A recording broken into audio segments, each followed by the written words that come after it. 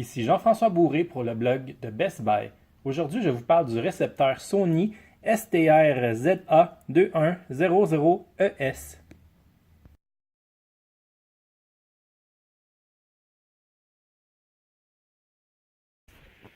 Le récepteur peut brancher jusqu'à 5 prises HDMI différentes, et ce sur 2 appareils différents, donc 2 téléviseurs, ce que je vais vous montrer un peu plus tard.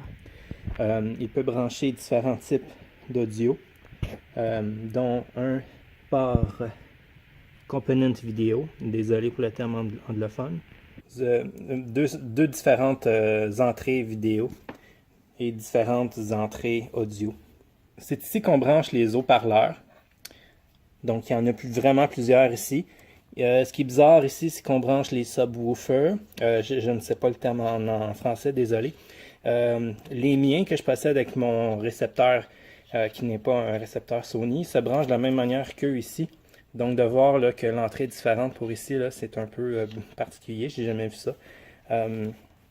Ça ici, j'ai aucune idée à quoi ça sert. Et ça, c'est d'après moi pour brancher un écran d'ordinateur ou pour brancher un réseau. Et brancher directement peut-être l'antenne AM/FM ici.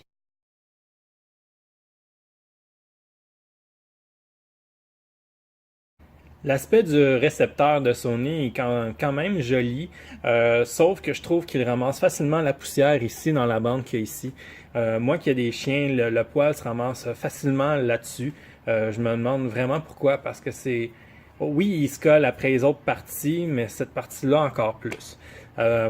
Puis qu'est-ce que je trouve bizarre ici, comme vous pouvez voir sur le collant, c'est que le couvercle ici s'enlève. Et qu'on a accès ici là, à toutes les options régulières qui se trouvent aussi sur la télécommande. Ici, on voit toutes les options possibles, que ce soit par les entrées HDMI ou autres.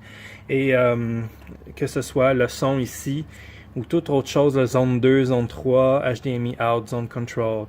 Ça, c'est pour jouer directement dans le menu. Ce genre de truc-là.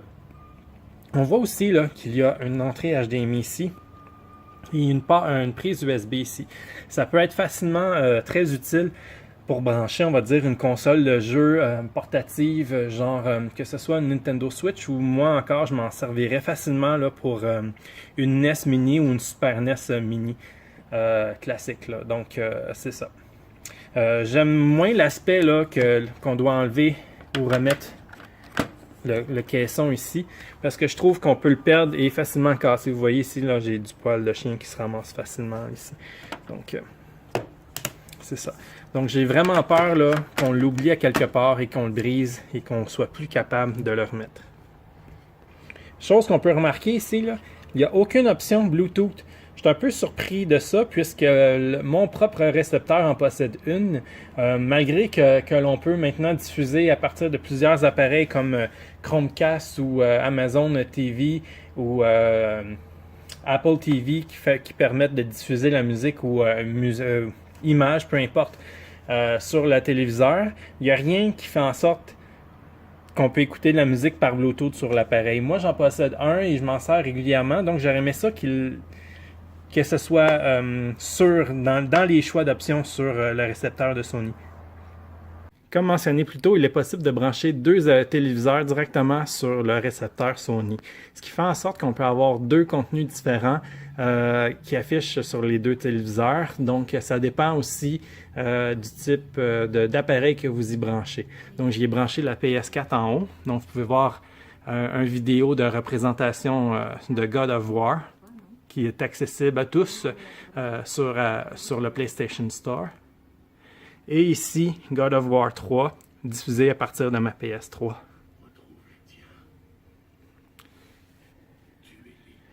Donc, il est possible d'afficher le contenu de la PS4 directement sur les 2 téléviseurs. Là, je parle de la PS4, mais ça peut être, on va dire, le câbleau diffuseur ou n'importe quel autre appareil. Donc, pour ce faire ici, vous voyez là, sur la télécommande, il y a zone 2 et zone 3. Puisque le deuxième téléviseur est branché dans un port HDMI dont il est identifié zone 2, il faut cliquer sur zone 2 et sur la sortie où est branchée la PS4, donc BD ici. Vous allez voir, le laps de temps est quand même assez élevé. mais ça va fonctionner par la suite.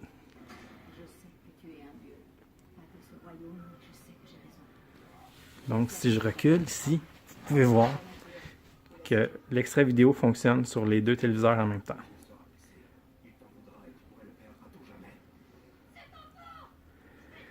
Ça peut être fort utile pour des parents qui veulent brancher deux téléviseurs différents pour eux ou pour leurs enfants.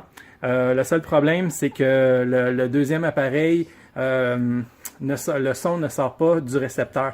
C'est le premier appareil, dont le cas ici, la PS4, dont le son sort du récepteur. Donc, il faut trouver un moyen de brancher peut-être un appareil après le deuxième téléviseur, peut-être, on va dire, des écouteurs sans fil pour pouvoir avoir accès à l'audio.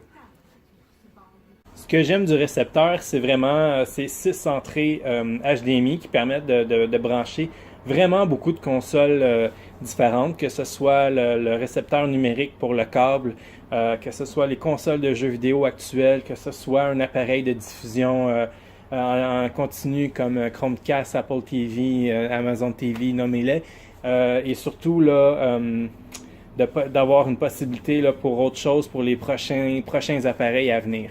J'aime moins le tiroir là, qui s'enlève à l'avant, comme je vous ai montré tout à l'heure, qui fait en sorte que le rendu est moins beau lorsqu'il est enlevé et que puisqu'il s'enlève facilement, qu'il n'y a aucune attache après l'appareil, on peut le perdre ou même l'endommager. Puis je crois qu'au prix que l'appareil est, ça serait vraiment malheureux que ça l'arrive. En gros, j'aime vraiment le résultat. J'ai essayé, comme je vous ai dit, j'ai essayé le tout avec mes propres appareils au niveau des speakers, désolé le terme anglais. Puis j'ai vraiment pas vu vraiment de différence là entre mon récepteur et celui de Sony. Par contre, Sony, puisqu'il permet de brancher beaucoup plus de speakers, ça permet vraiment une expérience cinéma maison encore plus développée que moi, ce que j'ai actuellement. Donc, il faut prévoir le coût aussi si vous voulez et investir dans plusieurs speakers, parce que surtout aussi c'est une question d'installation, que ce soit au plafond comme c'est mentionné dans le cahier d'instructions ou ailleurs, là, que ce soit accroché sur le mur ou sur des bâtons. Donc je trouve que c'est quand même très bien pour ça, pour ceux qui aiment vraiment avoir une expérience cinéma maison.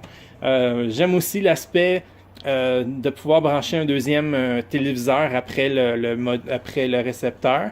C'est un peu de gestion. Par contre, il faut surtout aussi que les pièces dans lesquelles se trouvent les téléviseurs soient vraiment proches, que ce soit juste séparé par un mur ou carrément dans la même pièce.